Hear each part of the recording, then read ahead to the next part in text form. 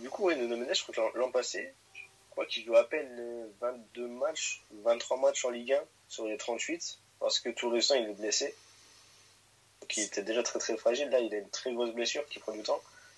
J'espère vraiment pour lui qu'il va pas rechuter et qu'il pourra participer à l'Euro. J'espère pour l'OM qu'il va rechuter pour affaiblir le PSG. Mais c'est vraiment compliqué pour lui et pour le Portugal, ça peut vraiment être un gros coup dur s'il n'est pas présent.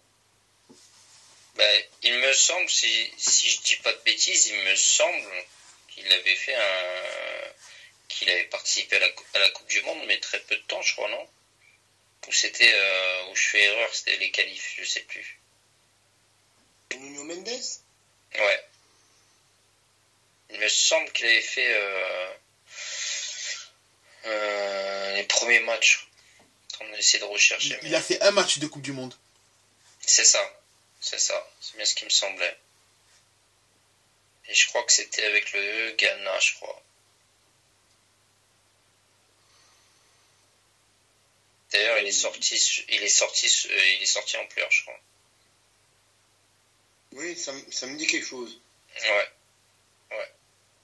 Il me semble que c'était ça. Mais je crois que c'est depuis là qu'on l'a plus revu, en fait. Non, il est blessé depuis le 1er mai 2023. Ok, donc il est revenu. Il reviendra en février. Bah, croisons les doigts pour ces joueurs-là, parce que c'est aussi ce qu'on veut voir à l'Euro. Des bons joueurs, des jeunes joueurs aussi, de la nouveauté.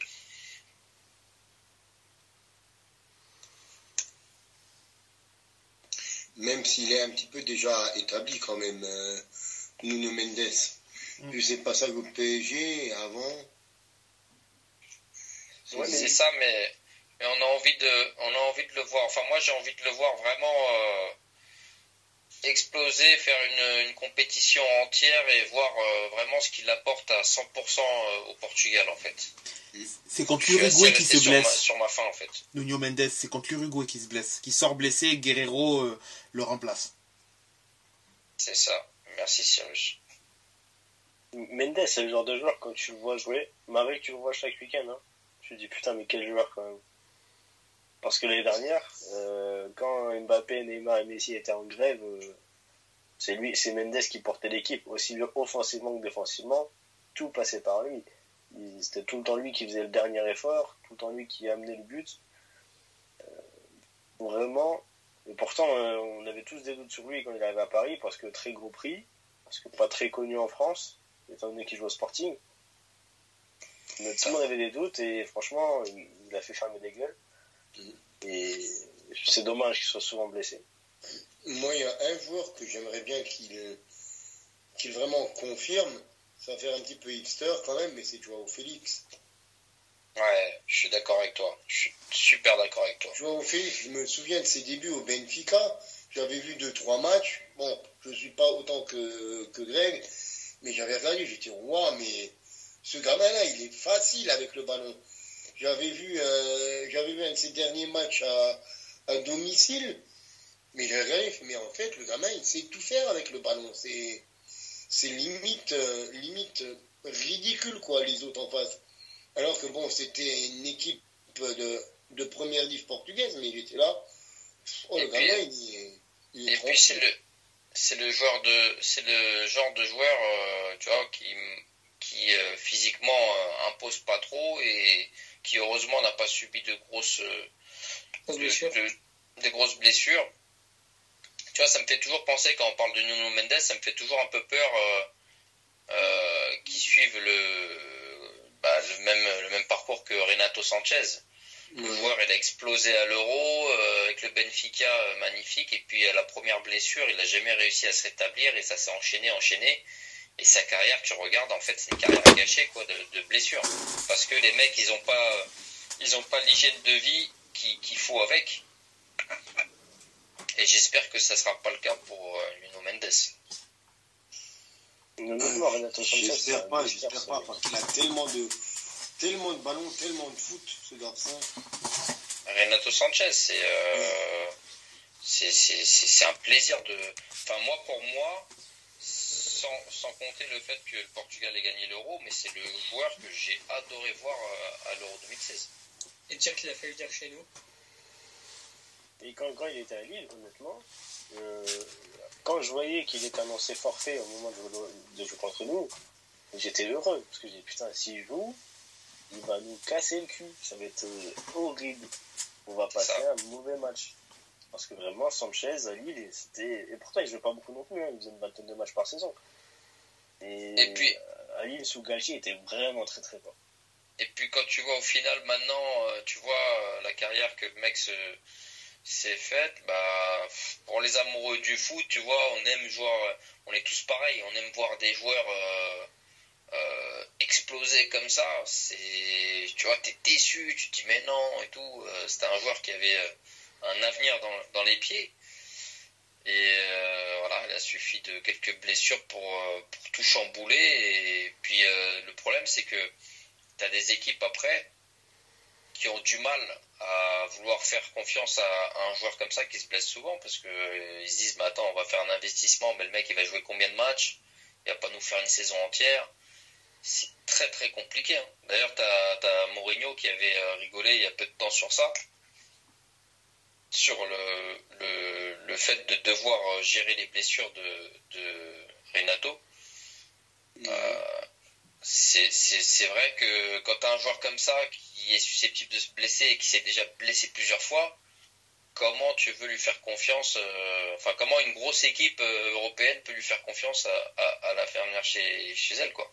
Puis il a raté beaucoup de matchs, hein, mine de rien, avec toutes ces blessures. Exactement. C'est pas des blessures de 2-3 jours, hein, c'est des blessures de plusieurs semaines, plusieurs mois. Souvent musculaires. Surtout, ce qui a été compliqué pour lui, c'est qu'il signe très tôt au Bayern. Et généralement, le Bayern, quand ça se passe bien, tu y restes toute ta carrière. Là, c'est un échec parce que trop blessé, donc très peu de temps de jeu.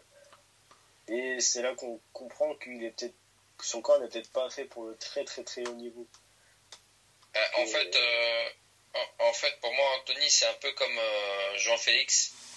Pour moi, c'est des joueurs qui sont partis de Benfica trop tôt, malheureusement. Trop tôt, et c'est pas le petit défi, c'est le gros défi qui les attend. Et là, c'est comme tu dis, t'as pas 36 choix, c'est soit ça marche, soit c'est fini. Le problème, c'est qu'il y a aussi certains clubs où le train ne passe qu'une fois. Donc, les jeunes joueurs se disent aussi, peut-être, j'y vais maintenant, comme ça, je pourrais dire que j'y ai joué. Comme le Bayern, comme le Real. Toi, Camille, et vous qui suivez le championnat allemand, tu sais que moi, personnellement, je suis pas benfiquiste, mais je savais très bien que Renato Sanchez, en s'engageant là-bas, pour moi, c'était un mauvais choix de carrière pour lui.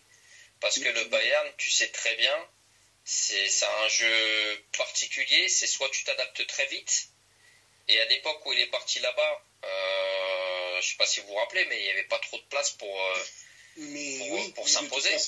C'est même pas que pour les étrangers, quoi. Et même les joueurs allemands, s'ils n'arrivent pas à s'imposer tout de suite, ils dégagent vite, ils dégagent très très vite. Le nombre de gars qui étaient très forts en début de carrière, qui sont arrivés, qui ont fait une saison et demie au Bayern et qui sont partis, il y en a des masses, et même des garçons qui ont fait des belles carrières après. Et c'est surtout le moment où il est parti s'engager au Bayern, tu avais de très grands noms qui étaient quasiment irremplaçables. Et de l'autre côté, pareil, tu as l'échec João Félix à l'Atlético et ce qui a amené, je pense, qui a enchaîné sur ses mauvais choix de carrière. C'est pareil, l'Atlético, c'est bien, ok, et tu signes, je sais plus, je crois il avait 20 piges, je crois, à 120 millions. Ouais. Faut avoir une sacrée paire de cojones et regarder droit devant toi et être sûr de ce que tu vas faire là-bas, quoi. Pour l'avoir subi à l'Atlético, honnêtement, l'échec de Félix, il est uniquement expliqué par son mental. Parce que même quand son corps allait bien, il n'était pas capable d'enchaîner les matchs, il n'était pas régulier du tout. caractère à la con, qui n'accepte pas de devoir se plier au collectif. Parce que Simeone demandait énormément il y a encore 4 ans. Même si cette année, il a totalement révolutionné son jeu. Donc, quand j'entends les gens dire que l'Atlético c'est uniquement un bus, c'est plus du tout le cas. Et Anthony, là je suis pas d'accord avec toi sur le fait qu'il ait révolutionné son jeu. En fait, je pense que le jeu qu'il avait à l'Atlético, c'était pas son jeu. Et le jeu qu'on voit aujourd'hui au Barça, c'est le jeu qu'il avait à l'époque à Benfica. En fait, le Barça, c'est une équipe qui le laisse assez libre et où tu sens que le mec s'éclate sur le terrain. Tandis que l'Atlético, on sait très bien, c'est éducation Diego Simeone, c'est comme ça et c'est pas autrement. Si on te dit de reculer pendant 50 minutes, tu reculeras pendant 50 minutes. Et le Barça, c'est pas trop ça. C'était comme ça jusqu'à encore mi-saison l'an passé parce que Simeone était trop, comment je pourrais dire ça, trop frileux défensivement pour vraiment laisser son équipe avoir de la créativité jusqu'à ce que les mauvaises résultats soient arrivés. Et là, son poste a été mis en doute, que ce soit par les dirigeants mais aussi les supporters qui commençaient à se dire est-ce que Simeone n'est pas sur la fin. Il a totalement revu ses plans, il a laissé beaucoup plus de possibilités à Griezmann et Morata notamment. Et là, le jeu s'est développé et cette saison, ça paye totalement, malgré la défaite ce week-end face au Barça, mais vraiment ça paye. C'est beaucoup plus agréable de les voir jouer. Et je pense que si Félix avait compris, comme Griezmann avant, que tu devais te plier à Simeone et ses demandes pour pouvoir progresser intelligemment, mais aussi montrer que tu es capable d'être docile pour un coach, il aurait réussi. Là, il n'a jamais accepté ça et son comportement extra-sportif était une catastrophe également. L'an passé, l'Atlético va à Leverkusen, se fait éliminer de Ligue des Champions. Lui, il sort, il va faire un bowling, il va se bourrer la gueule pendant que le club fait le retour en Espagne. Ça, c'est l'effet, ce qu'on appelle au Portugal les cracks. C'est un peu, je dirais, la maladie Neymar. Hein. Tu te prends pour une petite étoile et puis, sauf que t'as encore rien prouvé, il te manque beaucoup à apprendre. Et puis là, cette année, ce qui lui va bien aussi, c'est que, comme je te dis, je pense qu'il a envie de jouer au Barça. Je pense qu'il a aussi une grosse complicité parce qu'il est arrivé avec Cancelo et puis c'est un ami de sélection et tout. Et puis la complicité qu'il a avec Gavi aussi. Et tu as aussi un Lewandowski devant, même si c'est pas le même poste, qui est en manque de puissance. Et je trouve qu'il vient combler un peu ce que Lewandowski n'apporte pas trop en ce moment. Mais aussi, ce qui lui a été reproché, c'est que déjà, des fois, ses discours. Quand il se plaignait qu'il ne jouait pas assez, ou je crois que c'est l'an passé, avant qu'il parte à Chelsea, Simeone l'envoie s'échauffer, il y a un supporter qui lui dit d'être meilleur ou de jouer. Et il répond ferme ta gueule, c'est pas moi qui décide. Ouais. Bah, frérot, quand tu dois dire ça à des socios, attends-toi à ce qu'ils vont te demander de mettre 3 buts par match parce que tu les prends de haut, en faisant limite comprendre que si t'es pas bon ou que tu joues pas, c'est pas de ta faute. Alors que les stats qu'il y a depuis 4 ans parlent pas du tout pour lui. Ce que tu dis, Anthony, je suis archi d'accord avec toi en fait. Ça, c'est des clubs, des top clubs. T'as pas le droit où t'es pisté en surveillance sur tout ce que tu fais, tes faits et gestes. Et puis il faut savoir aussi que la presse au Portugal, ils se sont fait plaisir, surtout la presse portiste, ils se sont fait plaisir sur l'échec Félix. Parce que c'est portugais, ok, mais benfiquiste avant tout. La presse au Portugal, il l'appelait Amenina, c'est la petite fille en fait. C'est parce qu'on attendait beaucoup. Il a été vendu comme le crack, le remplaçant. De toute façon, dès qu'il y a un joueur qui explose maintenant au Portugal, c'est le remplaçant de Cristiano Ronaldo. Ils veulent absolument trouver un remplaçant à Cristiano Ronaldo, sauf que le remplaçant de Cristiano Ronaldo, comme le remplaçant de Messi, il n'est pas encore né. C'est des joueurs à part. Et en fait, ça leur met une pression. Hein. C'est ça. Et surtout que c'est pas du tout le même profil de joueur. Ça n'a rien à voir. Ça n'a rien à voir. Moi, en fait, Joao Félix, il devrait jouer en Serie A. Mais pas la Serie A actuellement. Il devrait jouer dans la Serie A ou alors dans la Serie A, dans une équipe comme la Roma, tout ça. Parce que il a ce touch, il a cette petite qualité de 9,5, de tréquartiste. Hein. Et pour moi, il a ce type de joueur de Robbie Baggio, de Del Piero, de Totti. Ces garçons qui sont ni 10, ni 9, vraiment 9,5. Un peu comme Griezmann. À l'époque où il a signé à l'Atlético, j'aurais voulu, moi, le voir, c'était au Real. J'avais rêvé qu'il vienne au Real, ce joueur-là. Ah oui. Mais justement, tu vois, là, on est un petit peu sur le même discours que tu as avec Sanchez tout à l'heure. Le Real, partir de Benfica au Real, la marque aurait été trop grande. Ah, bien sûr. Mais voilà, si on dit que Sanchez, il a bousillé sa carrière pour aller au Bayern, Félix aurait bousillé sa carrière en allant au Real. Mais surtout au Real, il aurait joué où? Au Real, je pense qu'il aurait eu sa place sur le côté, pareil. Moi, à la place de qui à l'époque? Je trouve que même le jouer sur le côté, même s'il est intéressant cette année, c'est pas son poste préférentiel. Je trouve pas que c'est le poste où il peut... À l'époque, ouais, c'est pas son poste préférentiel, mais ça aurait été intéressant de le voir parce qu'à cette époque-là, je sais pas si vous vous rappelez, Vinicius, c'était pas encore le Vinicius de maintenant. Et avec un Benzema qui plantait, il y avait encore Benzema. Il était déjà parti. Félix, il a fait 4 ans à l'Atlético. Ah ouais, déjà quand même. Ouais. Ah, c'était entre Bale, entre Cristiano, entre Benzema, moi je sais pas qui t'enlève pour mettre Joao Félix à la place. À cette époque, Asensio commence à arriver aussi. Hein. Voilà, exactement. Asensio, et si t'avais plus Bale, t'avais Hazard, ou si t'avais les deux... Et attends, je suis en train de comparer avec ce que Anthony dit. Donc ça fait, il est resté 4 ans. Donc c'était combien de temps après que Cristiano soit parti? Cristiano est parti en été 2018. Voilà, donc je pense que c'était plus ou moins un peu de temps après qu'il a... Ouais, c'est ça, 1 an, 2 ans après. Mais encore aussi, l'échec de Félix, le problème, c'est qu'au moment où il arrive à Atletico, c'est au moment où Griezmann part au Barça. Donc, tout le monde se dit, et moi le premier, c'est que la place est clairement faite pour lui. Il récupère le poste de Griezmann. Sauf que ce n'est pas Griezmann. Oui, il prend tout en fait. Il prend la place sur le terrain, le numéro, l'affection de Simeone, parce que moi le premier, je dis, mais ça y est, en fait, là, Atletico détient le crack ultime. Parce que déjà qu'il est très très fort, Simeone va le façonner pour la relève de Griezmann, mais ça va forcément marcher.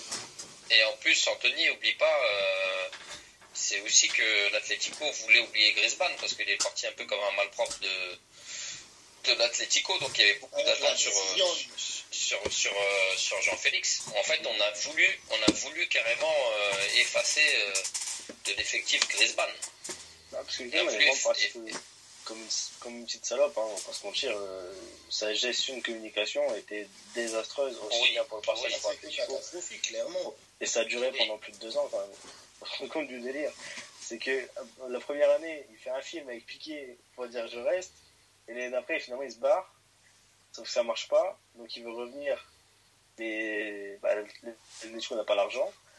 Et seulement l'année d'après, comme le Barça est presque en faillite, l'Atlético obtient un prix. Mais pour conclure sur cet épisode Félix, pour ma part, pour moi, le problème, il est toujours le même.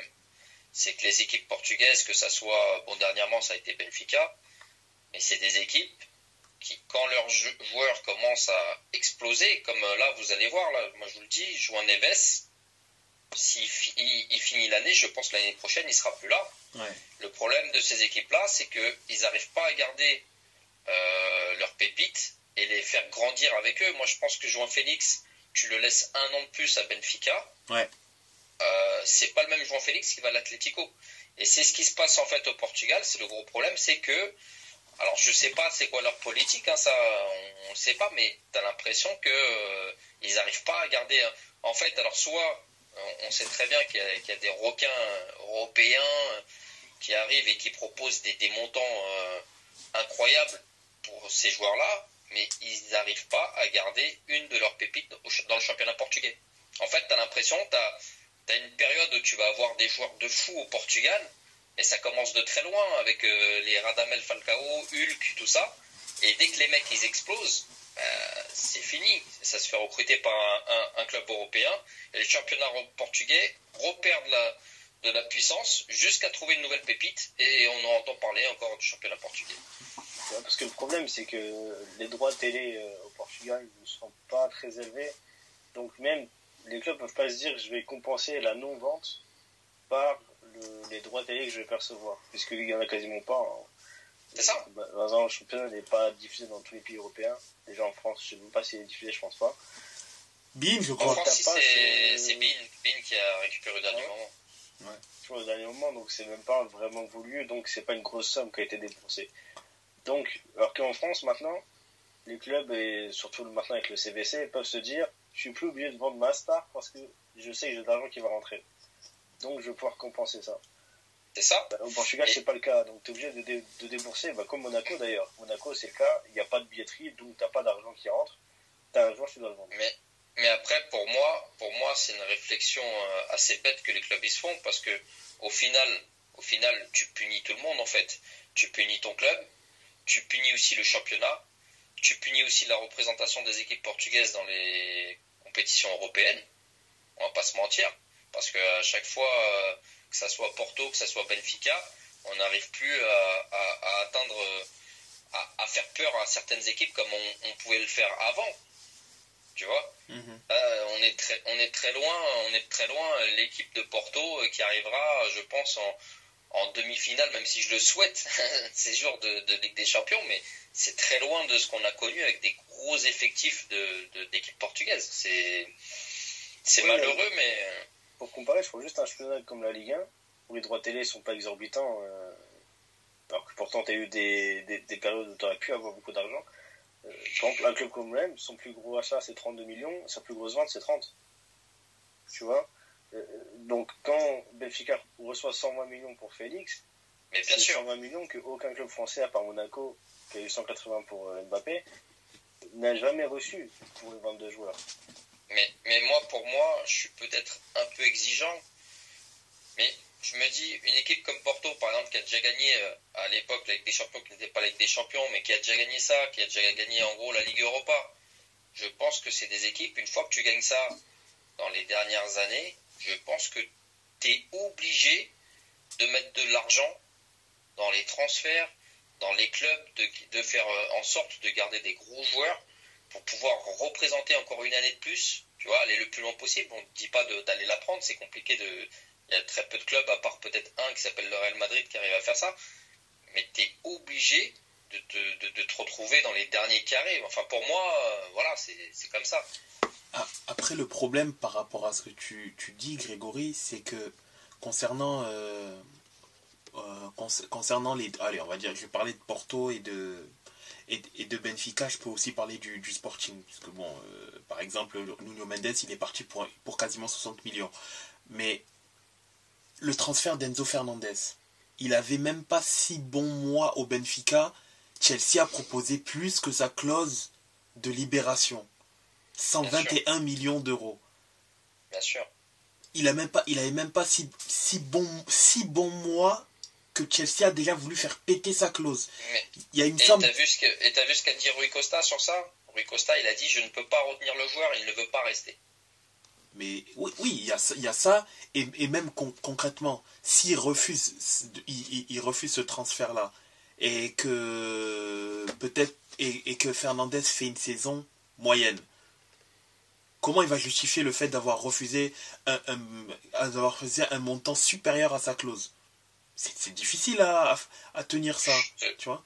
Je te l'accorde, Cyrus, mais le truc, c'est tu te dis, si tu pars dans ce principe-là, comment on fait en Europe, en fait, pour garder des joueurs stars ou des joueurs à en devenir? Mais tu peux pas. C'est ça le truc, en fait, c'est que tu vends, mais en fait, regarde, on a bien vu, le Benfica, c'est une équipe qui est formatrice, qui est truc. Oui. Mais en fait, pour les supporters, toi, en tant que supporter de ce club-là, que ce soit Benfica, Porto, En fait, t'attends quoi de ton équipe? Parce que tu sais que à chaque fois qu'un joueur va exploser, Il tu va sais que tu partir. vas te retrouver sans ce joueur. Donc tu repars à zéro à chaque fois, on est d'accord? Ouais, je suis complètement d'accord avec toi. Sur ça, je ne vais absolument pas revenir sur tes propos parce que je suis complètement d'accord avec toi. Mais à côté de ça, tu fais quoi quand tu sais que tu as 20 équipes d'un championnat qui peut sortir 60, 70, 80 millions C'est vrai, tous les mercatos? Comment tu fais? c'est vrai, c'est vrai. Tu Alors vas... là, moi je me dis, est-ce que là justement ça devrait pas intervenir une nouvelle règle ou- pour les clubs européens pour que justement les championnats restent plus attractifs le plus longtemps possible en fait. le problème est que Ça se fera jamais parce que des clubs à gros sous seront forcément contre.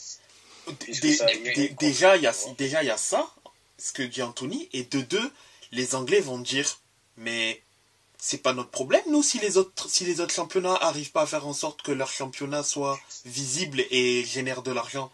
Nous, on a fait le Bien taf. sûr. Nous, on a fait le taf. Il est valorisé à plus de 10 milliards, entre 10 et 15 milliards d'euros, notre championnat. On a plein d'argent. Et en plus, nous, contrairement à certains, et ils pourront le dire parce que c'est la réalité, ben nous, on a un modèle redistributif complètement égal. Donc, on fait en sorte que tout le monde a de l'argent. C'est pas notre problème si vous n'avez pas d'argent. Les gars, là, je suis archi d'accord avec ce qu'on dit. Hein. Je comprends archi. Mais là, on a encore oublié, c'est que maintenant, les pays comme l'Arabie Saoudite, ils rentrent dans la danse. Et là, c'est plus du tout équilibré, là. Là, c'est toute l'Europe qui va se casser la gueule. Parce que là, tu ne peux plus rien retenir, en fait. Je pense pas que ça va se casser la gueule parce que ça va forcer certains clubs à mieux travailler. Déjà. Ouais. Par exemple, les clubs anglais, ils vont arrêter de peser 180 millions sur un mec 4-2 semaines. Parce qu'ils vont se rendre compte que financièrement, ils peuvent pas faire ça sur 5 joueurs dans le même mercato. Et qu'en contrepartie, tu as un fonds spécial qui est capable de le faire. Donc déjà, ils vont se poser la question. Et ensuite, pour être très honnête, quand l'Arabie Saoudite est arrivée, on nous a promis 85 milliards par-ci, 86 milliards par-là. Je trouve encore que dans l'investissement, ils sont raisonnables. Honnêtement, dans les investissements qu'ils font, parce que d'abord, ils ont pris quasiment que des vieux. Ils ont commencé à prendre des jeunes un peu plus prometteurs sur la fin du mercato. Et pareil, ils ont pas déboursé 300 millions par joueur, tu vois. Ouais. Ça reste des sommes que des clubs européens sont capables. Ils ont payé sur les salaires seulement. Mais même pas, ils ont été encore plus malins. Au lieu de prendre 100% des primes de communication, si les contrats Nike et tout, ils ont tout laissé aux joueurs. La prime de ton image te revient. Donc ton salaire, il augmente pas tant que ça en fait. Le club c'est clair. Alors que par exemple, Mbappé ne va pas au Real parce qu'il voulait 100% de la gestion de son image. Ce que Perez a refusé totalement. Donc Mbappé n'a pas été au Real pour ça. Alors qu'en Arabie Saoudite, ils ont dit vas-y, fais-toi plaisir. Sans s'éloigner du sujet, c'est là que tu te dis quand même qu'au bout d'un moment, il faudra mettre les hauts là. Alors je sais pas, peut-être une règle où tu as le droit de vendre 2-3 joueurs comme ça, et puis après tu dois attendre la saison prochaine pour refaire, mais il faudra au bout d'un moment mettre les hauts là, sinon tu te fais déplumer. L'argent que tu as reçu sur ton joueur, franchement, on ne le voit pas réinvesti dans le club. Enfin, on voit pas... Ouais, le club s'enrichit, mais qu'est-ce qu'ils en font de cet argent? Parce qu'en fait, le problème, et ça a été révélé pendant le Covid, ça a été révélé, en Europe, je crois qu'il n'y avait que Dortmund et le Bayern qui pouvaient s'autofinancer et avoir une balance stable, voire positive. Tous les autres clubs étaient dans le rouge. Et en Liga, par exemple, c'est impossible de fonctionner comme ça parce que la DNCG, chaque année, te dit, frérot, faut payer les impôts. Est-ce que Lacourt, quand il arrive à l'OM, il a dit non? Il a dit, moi, je veux pas vendre tous mes joueurs chaque année parce que sinon, j'aurais jamais un projet stable. Donc, l'OM étant bien emmerdé financièrement avec une masse salariale encadrée. Textor, cet été, il a fait la même chose. Bon, il a essayé de baiser la DNCG, c'est pas passé. Donc, il a dit, moi, je vends personne. Encadrez-moi si vous voulez, mais moi, je vends pas mes joueurs. Et comme il est débile, il s'est fait encadrer et en plus, il a vendu ses joueurs. Donc en France, tu peux pas garder tes meilleurs joueurs. À part si t'es le PSG et tu gonfles tes contrats de sponsoring, ce qui est normalement illégal, tu peux pas le faire. Mais concrètement, comme dirait notre ami Mbappé, le football a changé. c'est en fait, avant, tu avais l'impression que ça soit le directeur sportif ou l'entraîneur ou tout le staff derrière et les supporters ont joué tous pour la même chose. Tu veux voir ton écusson le plus haut possible. Au jour d'aujourd'hui, tu as l'impression que les équipes se battent pour pousser leurs joueurs le plus haut possible pour les vendre les plus chers possible. Et là, c'est plus pareil. C'est pour ça que quand Textor annonce par communiqué qu'il va affronter la DNCG et ne pas vendre Lukeba, Barcola, etc., malgré les offres qui arrivent, tous les Lyonnais sont derrière lui. Parce qu'ils sont tous d'accord pour dire que si tu vends tes meilleurs joueurs, tu vas faire une saison catastrophique parce que finalement tu repars de zéro à chaque fois. C'est ça. Tous les supporters sont d'accord avec ça. Sauf que après, je connais pas trop comment ça se passe dans les autres pays, mais en France, la DNCG, limite, à part quand t'es le PSG, te dit non frérot, tu vas vendre pour 120 millions de joueurs ou sinon on va t'emmerder en fait, on va t'empêcher de travailler. Mais le problème c'est que Portugal, je sais qu'au Portugal c'est à peu près pareil, je connais pas exactement tout, mais je sais qu'il y a à peu près les mêmes. Mais bon, ils arrivent tout le temps, comme tu dis, Anthony, à trouver des stratagèmes pour passer autour des lois, tu vois, et des règles. Bien que la DNCG ne soit pas un organe parfait, et loin de là, il y a aussi le problème que trop de clubs sont en déficit structurel et ont besoin en fait des transferts pour pouvoir combler le vide. Et ça, c'est un problème lié au club en lui-même. C'est pour ça en fait que il y a ce changement de paradigme là, où plus qu'avant, puisque forcément les sommes ne sont plus les mêmes, quand tu sais que chaque année tu perds de l'argent, malheureusement... Ouais, Cyrus, des clubs comme les clubs portugais, je peux t'assurer qu'ils sont pas du tout perdants. Et ils donnent des vieux salaires. Si un de nous, on avait leur salaire, on serait heureux, mais je veux dire, pour des joueurs de foot, des salaires pas très élevés, et ils encaissent, mais c'est tout ce qu'ils encaissent, c'est dégueulasse. Tu te dis, wow. Mais est-ce que sans les énormes montants de transferts qu'ils drainent, sans les transferts, est-ce que le club est sain financièrement? Parce que être sain, parce que tu arrives à faire chaque année de gros transferts, c'est complètement différent d'être sain avant transfert. Tu vois, parce que si c'est après transfert, beaucoup de clubs de Ligue 1 arrivent à s'en sortir. Après attention Cyrus, là je te parle de grosses écuries comme le Benfica et le FC Porto. Oui. Je te parle pas des petites écuries, mais quand tu as ces deux écuries-là déjà en sponsor, que ça soit au Portugal, en vente de maillots, en nombre de fans au Portugal et dans le monde, oui, ils s'en sortent. Oui, ils s'en sortent, clairement. Mais après, tu vois, pour la Ligue 1, le problème financier des clubs premier, ça a été la gestion du Covid par la Ligue, 2, Mediapro, et 3, bientôt, ça va être le CVC. Parce que tu fais Covid, ou tu n'as plus de match, plus de billetterie. Par exemple, juste une info comme ça, un Marseille-Lyon ou un Marseille-PSG rapporte 5 millions d'euros uniquement pour les billets d'entrée à l'OM. Sans parler de tout ce qui va être buvette, etc. et le merchandising qui va être vendu au bord du stade. Donc, tu prends juste cette manne-là financière que les clubs n'ont plus pendant plus de 6 mois, voire pendant même plus d'1 an. Les droits télé ont été mis en pause parce que tu n'avais plus de match, donc les diffuseurs n'ont plus payé. Derrière ça, t'enchaînes avec Mediapro, qui te promet le milliard, mais qui n'a jamais dépensé 1 euro. Donc les clubs ont vécu avec crédit, en fait. Et qui s'est battu avec, si je me rappelle bien, Canal+ à l'époque. Oui, parce que Canal+ a surpayé, ouais. Les clubs disent, ouais, mais on n'a pas l'argent, comment on fait nos bilans? Et la Ligue et la DNC répondent, vous allez avoir tant à telle date, tant à telle date et tant à telle date. Prévoyez vos bilans de cette manière, comme ça, quand vous percevez l'argent, tout est bon. Mais il n'y a jamais vu l'argent. Donc tous les clubs se sont retrouvés dans la merde. Et derrière, t'enchaînes avec Prime qui prennent les droits pour quasiment 200-300 millions, ce qui est totalement ridicule comparé aux milliards qui étaient prévus. Et maintenant, tu ajoutes le CVC qui est distribué d'une manière totalement dégueulasse et pas du tout équitable pour les 18 clubs de Ligue 1. Bien sûr, ouais, j'ai vu ça. Ouais. Mais qui en plus va prélever une somme folle au club chaque année sur les contrats de droits télé. Donc les clubs ne peuvent pas s'en sortir. Je pense qu'on est tous d'accord, c'est vrai.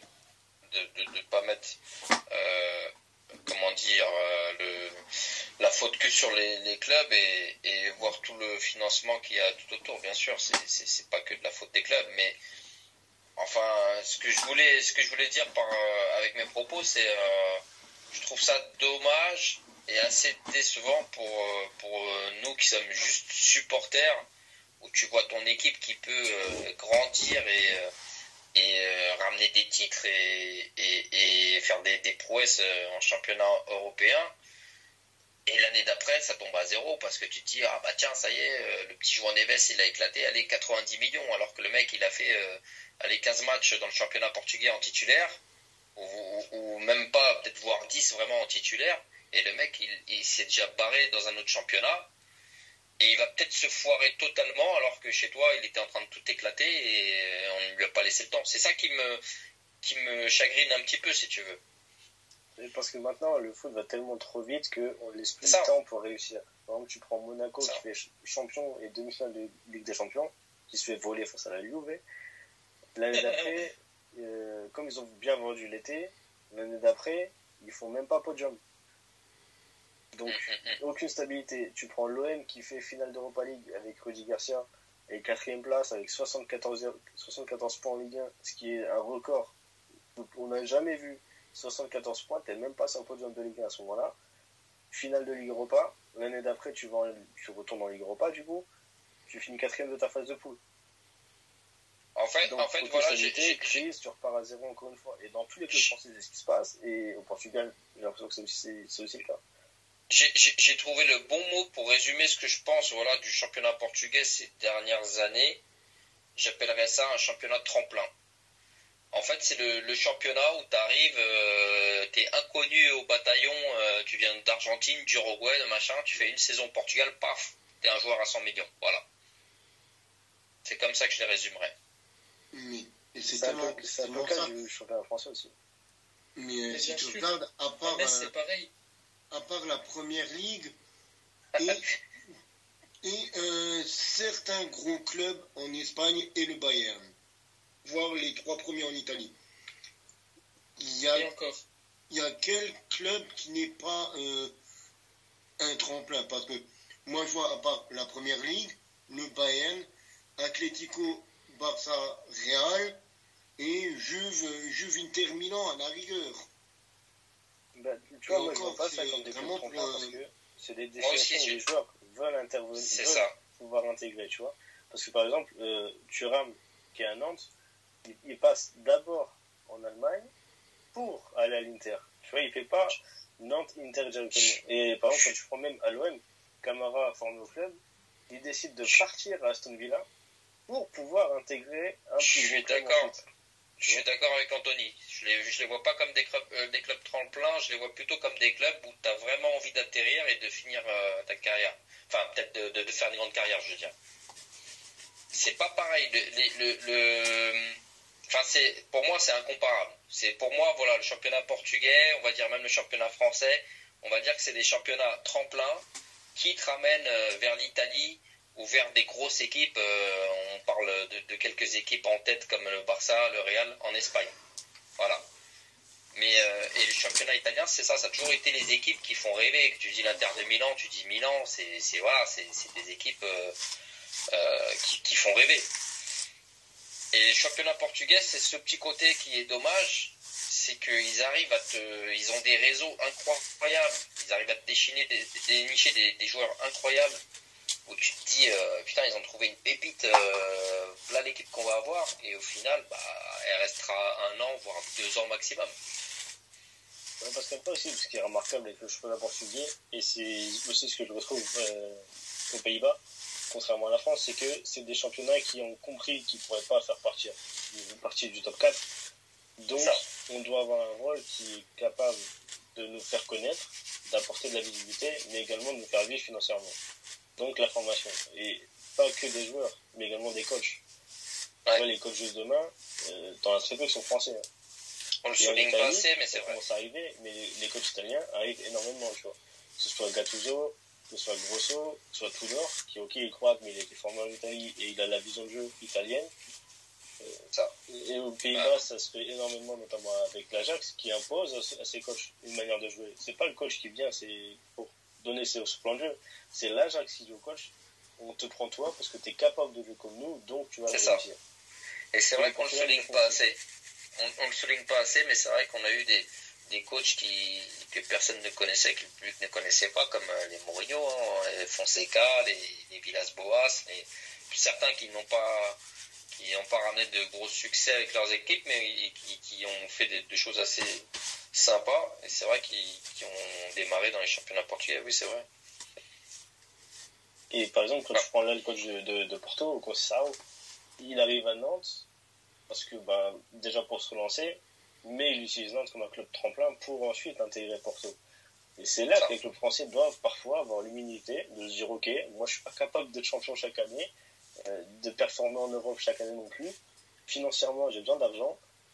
Écoute, pendant 3-4 saisons, je vais être un club tremplin, mais je vais l'assumer clairement. Et ça, des clubs comme Lyon l'ont longtemps assumé. Quand tu fais venir Mariano Diaz, quand tu fais venir Depay, tu sais très bien que l'objectif, c'est pas de faire carrière à Lyon. Mariano, c'est de retourner au Real pour s'imposer. Et Depay, depuis le départ, il le dit, moi je veux au Barça. Et puis comme je suis en échec United, il faut que je rebondisse quelque part. Et par exemple, à l'OM, ça, les supporters ne veulent pas l'accepter. Ils croient que l'OM peut finir premier de Ligue 1 chaque année. Donc, quand tu as un joueur comme Guendouzi ou Gerson qui viennent se relancer à l'OM, tu leur mets une pression telle que s'ils partent après une bonne saison, tu vas leur en vouloir. Alors que des joueurs qui arrivent au Portugal ou aux Pays-Bas, ils l'assument totalement que, ok, je suis pas là pour faire carrière, mais tant que je vais être là, je vais me donner à fond. Les supporters le savent, donc il n'y a pas une pression toxique sur le joueur, et souvent ça marche. Après, le côté positif que je retiendrai de tout ça, c'est que clairement, moi en tant que supporter de Porto, je vais pas me plaindre, parce que les années passent et on a toujours réussi à sortir des petits cracks de nos équipes, et à pas trop se ridiculiser, on va dire, dans les championnats européens. Bon, il y a quelques exceptions des fois, comme cette année Benfica, ce qu'ils sont en train de faire, mais ça tient plus ou moins la route. On sort pas tout le temps par les grandes portes, mais on tient plutôt la route face aux autres clubs européens. Oui, mais parce qu'encore une fois, l'intelligence du foot portugais et néerlandais comparé au français, c'est que pendant très longtemps, et même c'est encore le cas, je trouve, quand un club français est en Europa League ou en Conference League, il est dégoûté. Putain, je me suis mis dans la merde parce que je vais avoir des matchs tous les 3 jours, ça me coûtait hyper cher en frais de déplacement et tout. Et en plus, c'est pas assez bien et j'ai pas envie de la gagner. Alors que les clubs portugais et néerlandais ont profité de cette expérience pour valoriser les joueurs, valoriser les coachs. Et pour aller chercher des résultats. Bien sûr, et en plus, ça te fait de rentrer d'argent quand même. Bien sûr. Voilà ce qui est bien dans la table ronde, c'est qu'on parle d'un sujet et on arrive sur un autre, mais ça fait une superbe discussion. Ça fait une superbe discussion qui peut durer de très longues heures. Et par contre, messieurs, je voudrais juste encore vous rappeler qu'il y a eu l'élection du Golden Boy ce soir. Alors si je peux donner le top 10. Vas-y. Vas-y Gabi, on t'écoute. Alors,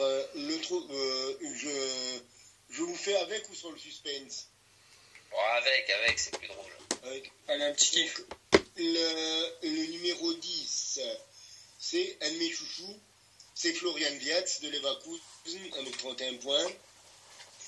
Il y a 2 Français dans ce top 10. Le 9e, c'est Mathys Tel, c'est un attaquant du Bayern.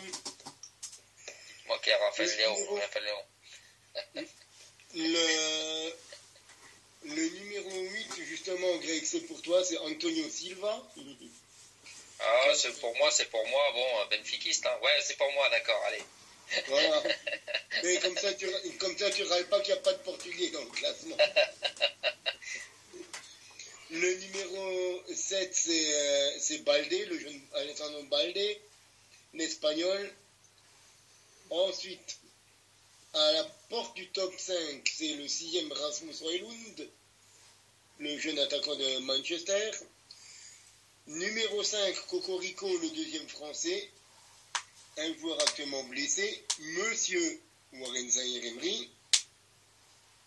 Le quatrième, c'est un joueur prêté par le PSG, Xavi Simons, qui est actuellement au RB Leipzig.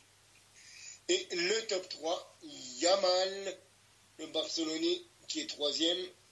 Le deuxième, c'est le Wunderkind du Bayern, Jamal Musiala. Et le numéro 1, c'est évidemment l'homme qui marche sur la Liga, Monsieur Jude Bellingham, qui a décroché du coup le Golden Boy 2023. Franchement, les gars, je trouve que ce classement-là, il est plus représentatif que le classement du Ballon d'Or. Franchement. On est d'accord.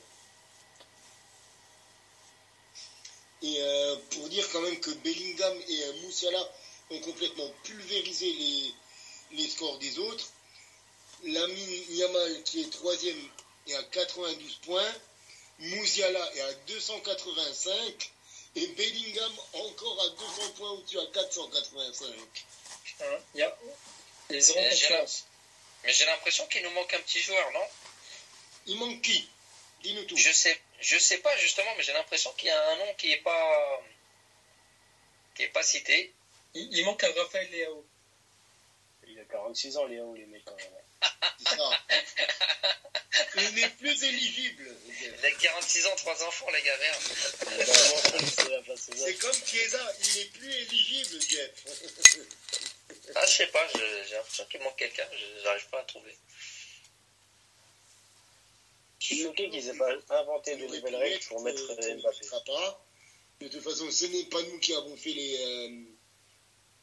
Mais franchement, je sais pas ce que vous en pensez, mais je trouve qu'il est plus cohérent que Enfin, après, vous allez dire que je suis un anti-Messi, mais il est plus cohérent que la liste du Ballon d'Or. J'adore Messi, mais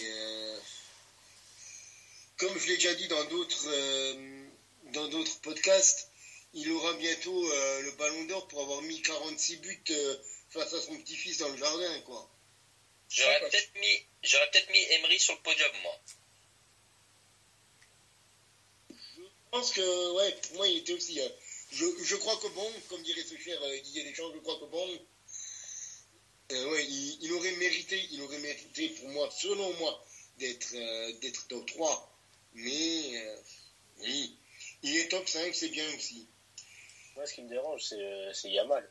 Ouais, il est très haut. Très très haut, je trouve. Hein. Ben, il a fait un très très bon début de saison. Oui, mais Xavi Simons, il marche sur l'eau. Par exemple, tu vois. On aurait peut-être mis Xavi Simons en 3, Yamal en 4. Après, ça se joue à une place entre les deux. Franchement, Xavi Simons, entre sa saison au PSV et là à Leipzig... Oui, clairement, on est d'accord. Je suis aussi plus Xavi Simons que Lamine Yamal. Mais après, il y en a un qui a 86 points, l'autre qui a 92 points. Donc ça joue à... Voilà, et après, est-ce qu'il n'y a pas une histoire aussi de peut-être les derniers matchs de Xavi étaient moins bons que ceux de Yamal, tu vois? Il faut pas oublier un truc, il y en a un qui joue à Leipzig, l'autre qui joue au Barça. C'est vrai. Oui, aussi, il y a aussi ça, clairement. C'est ingrat, donc du coup, évidemment, c'est ingrat, c'est très ingrat. Mais c'est le prestige. Ouais, c'est le prestige tout simplement du club. Pourquoi Yamal est troisième et pourquoi Xavi Simons ou Zaïre Emery ou les autres ne sont pas plus hauts? C'est tout simplement parce qu'il y en a un qui joue au Barça. Bellingham, il ne pouvait pas ne pas lui mettre la saison qu'il fait. Et je pense que il aurait éclaté un tout petit peu plus tôt. Le petit João Neves, là, il serait dans le top. Mais... À voir l'année prochaine. Par contre, je sais pas si tu as le classement en entier, Camille, mais le petit frère d'Inaki Williams. Ah, j'allais me poser la question, le petit frère d'Inaki Williams, il est pas bien il est pas placé. Le petit Nico Williams. Ouais, Nico Williams. Parce que bon, lui, il est quand même assez performant. Bon, après, peut-être parce qu'il est à à l'Athletic Bilbao, peut-être que ça joue contre lui, à mon avis. Mais bon, c'est vrai qu'il est quand même assez performant. Il fait partie des jeunes espagnols à suivre. Ça m'étonne que... Alors là, j'ai le top 20 Mhm. et il n'est pas dedans non Il n'est plus. pas dedans non plus, ok, d'accord. Non. Et il y a des gros joueurs qu'on n'a pas cités dans le top 10, dans le top 20. Hein. Il y a des joueurs connus, en tout cas. Vas-y, disons quelques-uns. Il Barcola. y a Benjamin Chesko, le nouvel attaquant du RB Leipzig. 11e. 12e, c'est Arda Güler, Mhm. le Turc de Real Ouais, Madrid. Real. Lui, sur Il y a Evan Ferguson de Brighton. Il y a Joao Neves, Ah, combien lui 11e. Ah, Il y a défenseur de l'Atalanta Scalvini. Il y a Andy Diouf de Bâle qui est à Lens.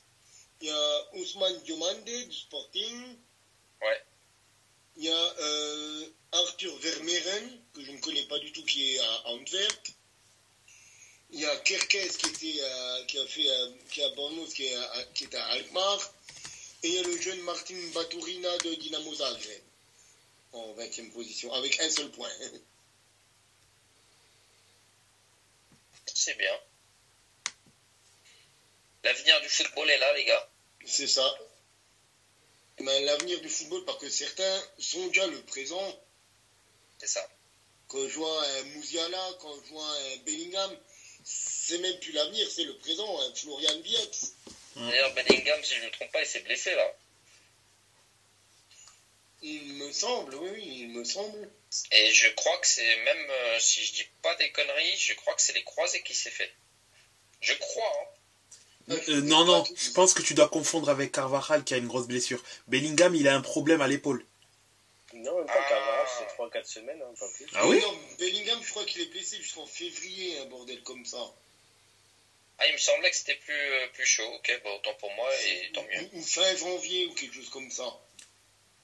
Tant mieux. Alors là, Il me semblait j'ai que- un gros scoop qui est sorti par l'équipe il y a 47 minutes à propos de l'affaire Galtier et son procès qui vous reste dans 10 jours. Les joueurs et l'encadrement de l'OGC Nice ont raconté à la police que Galtier aurait tenu les propos tels que « Encore un musulman, j'en veux pas, on en a assez ». Le pire, ce sont les Algériens. Et en parlant de 2 joueurs, il aurait dit « deux King Kong ». Oh, c'est chaud. Oui, ça j'avais entendu qu'il avait tenu des propos racistes quand Alors il lui, il est était... droit. Lui, il est droit, c'est au sein. Mais C'est chaud, c'est chaud, c'est chaud. d'après une source, l'expert informatique qui a analysé son ordinateur aurait tapé les mots-clés comme musulman, fournier et arabe et n'aurait rien trouvé dans l'ordinateur de Galtier. Franchement, c'est des trucs qu'en 2023, t'as pas envie d'entendre. Hein. Putain, Non. c'est Tu ne incroyable. devrais plus entendre déjà de base. Ah, et c'est surtout, clair. pour en avoir discuté avec mon école de foot en début de saison, je comprends déjà pas le fait d'être raciste. Mais encore moins dans le sport, et peu importe lequel, hein, que ce soit individuel ou collectif, tu vas forcément être confronté à de la diversité. Qu'elle soit religieuse, par la couleur de peau ou même sexuelle. Tu vois. Bien Donc, sûr, je comprends bien sûr. vraiment pas le principe et je trouve ça totalement con. Et surtout, une chose à pas oublier, c'est que ça soit n'importe quel sport, comme tu dis, Anthony, c'est des sports regardés par les plus jeunes, les enfants, et c'est encore des mauvaises habitudes et des mauvaises choses que tu leur montres et que tu leur apprends. Et que je dis encore, que ça soit en 2023, même plus tôt avant, c'est des choses qu'on ne devrait même pas entendre qui ne devraient même pas exister, en fait. Surtout à un niveau comme ça. Et franchement, je trouve ça totalement lunaire, mais moi, ce qui me choque encore plus, c'est que, bon, là, c'est Galtier, et ça tombe maintenant. Dans toute sa carrière, que ce soit de joueur, de membre de staff ou de coach, on va pas me dire qu'il a jamais été comme ça. C'est pas du jour au lendemain en arrivant à Nice qu'il s'est réveillé, et... C'est dit, tiens, aujourd'hui, je vais être raciste. Ouais, Non, c'est ça. je pense que c'est comme les actualités qu'on voit sur qui est hors football là, mais des trucs qui sortent maintenant sur des faits divers qui se passent avec des gens connus qu'on soupçonnait pas et qui sortent maintenant. C'est parce que c'est la mode en ce moment De pointer du doigt tout le monde, quoi. De pointer du doigt et de montrer les failles de chacun. Peut-être qu'avant aussi, on avait l'habitude, comment dire, de passer à l'as ces petites entre guillemets, hein, gros guillemets, ces petites histoires-là, parce qu'on disait, ouais, à l'époque, on disait, ouais, c'est pas si grave. Ah, je pense très clairement qu'il y a des choses qui se disaient avant qui étaient normales. Hein. Je pense très clairement ça. Je me souviens, c'était sur Beansport où c'était un match de Strasbourg. Et je crois que l'attaquant c'était Nuno D'Acosta qui avait mis 7 ou 10 buts. Et Daniel Bravo, en commentant ce nombre de buts, a dit franchement, c'est beaucoup de buts marqués pour un Noir avant de se rattraper en direct. Et qui avait demandé à D'Acosta de faire une photo avec lui après pour mettre sur les réseaux. Ouais, j'avais entendu parler de ça. La tempête. Et moi je trouve ça totalement fou parce que du coup le gars il sort ça. Limite, ça vient du cœur en fait, c'est naturel pour le dire. Normal, ouais. Donc je me dis, quel propos il peut avoir en privé, sur les joueurs ou même quelqu'un qui ne connaît pas. Je trouve ça totalement grave et Bravo n'a jamais été sanctionné. Donc, Mais moi je suis pour que ce soit des gens connus ou moins connus, mais surtout je serais encore plus dur avec des gens qui sont connus comme Galtier. Moi je suis pour des choses assez hardcore pour montrer l'exemple qu'il n'y ait plus de prochaine fois en fait. Je pense que tant qu'il ne fera pas ça... Je vais sortir un petit peu du domaine sportif, mais il y a un artiste il y a quelques mois, quelques années en arrière qui a été totalement blacklisté. Je sais plus, je crois que c'était dans The Voice. Il a été blacklisté pour des anciens tweets racistes qui avaient déjà une dizaine d'années, quoi. Les tweets, ils avaient une dizaine d'années. Il a été blacklisté totalement de l'émission. Il a été éliminé. Il n'y a plus aucune de ses vidéos qui traînent sur Internet pour des propos qui avaient 10 piges. C'est ça. Et je trouve ça normal. Alors là, pour des propos qui sont plus récents, voilà quoi. Non mais encore une fois, malheureusement, Galtier, bon, à part si, là c'est juridiquement, s'il prend une sanction, il ne pourra pas y échapper. Mais sportivement, il est loin d'être mort parce que quand le PSG, quand il le signe, ils sont au courant de cette histoire-là. D'ailleurs, ils prennent leur décision en connaissant le sujet. Ils le prennent quand même en tant que coach et derrière, ils trouvent un travail au Qatar. Il le faut quand même travailler en fait. Que ces gens-là sont soutenus par le métier. C'est ça.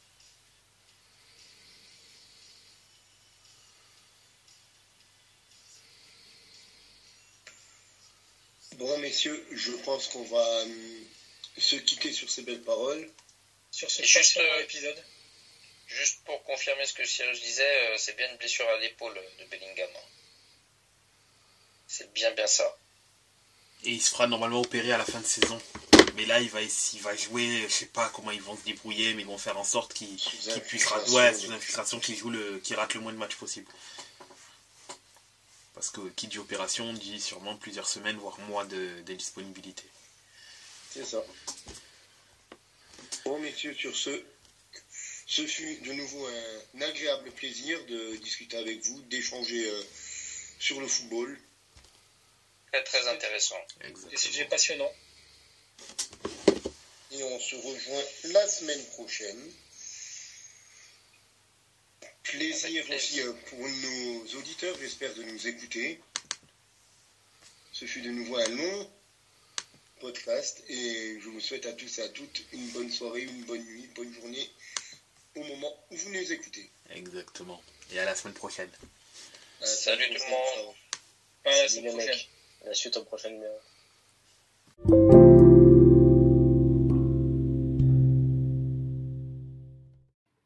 Afin de nous suivre sur les différents réseaux sociaux, vous pouvez aller sur Facebook, La Table Ronde, sur Twitter, La Table Ronde 777, sur Instagram, La Table Ronde, 2 fois tiré du 8.